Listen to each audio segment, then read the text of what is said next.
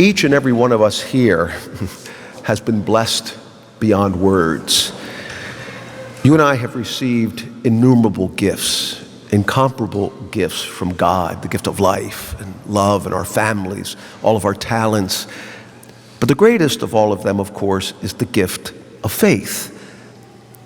Each of us in our baptism was made a child of God. We know that. We hear that so often. But I'm not sure we ever reflect upon what it actually means. You and I can be consumed with all the struggles and difficulties of life. We forget that we have been brought into the very life of God. We are meant to know that life and that love and that joy that He is, that He wants to share with us amidst all the difficulties that we have. And I think our readings today point a little bit as to how we can try to do that better. In our first reading, the sacred writer acknowledges the agitation that will always attack us, the wicked who seek to beset the just one.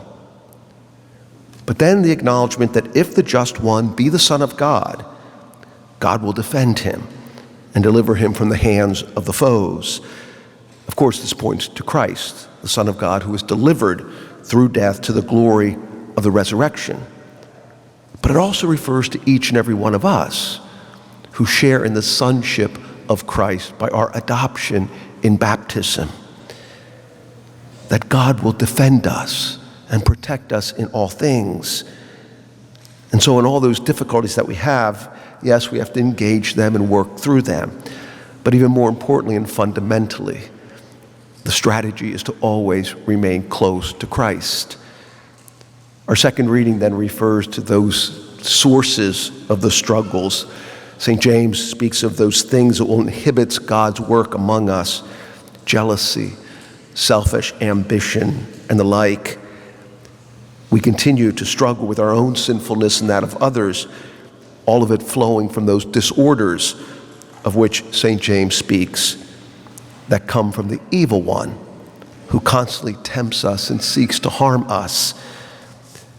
In our gospel, Jesus then calls out, if you will, those disorders. As he and his disciples are journeying through Galilee, ambition has gripped them. Jealousy has tempted them. They argue among themselves, who is the greatest? And so Jesus tells them, if anyone wishes to be first, he shall be the last and the servant of all. This is a well-known statement to us, but it's one that is totally contrary to what our culture tells us. We're told to be ambitious and to succeed. And again, all of that is good. We need to do that to a measure, as God has given us the talents that we're called to use to provide for our families. But again, as last week, when we talked about desiring things our way, in light of Peter's rebuke of the Lord after Jesus spoke about his mission to suffer and die, we have to be careful always to think not as human beings do, but as God does. So many voices in the culture speak of self-actualization, self-awareness, self-esteem.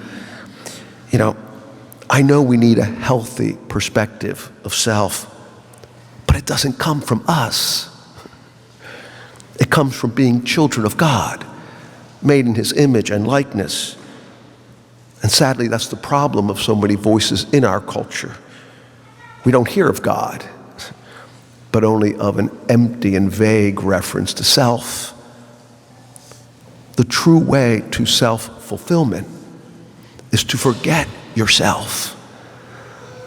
The true way to happiness is not to desire things our way, but to always accept all things as part of God's way for us, trusting that He's always with us to defend us and to strengthen us, and that all those wars and conflicts of which St. James speaks come from that evil one who continues to try to dispossess us of God's peace. Jesus in today's gospel tells us how to hold on to that peace. If anyone wishes to be first, he shall be the last of all and the servant of all. That happiness will not be found in things going our way, but in each of us going out of our way, to forget oneself, to serve one another in God's name, being last in the eyes of those around us, so we might be first in the eyes of God.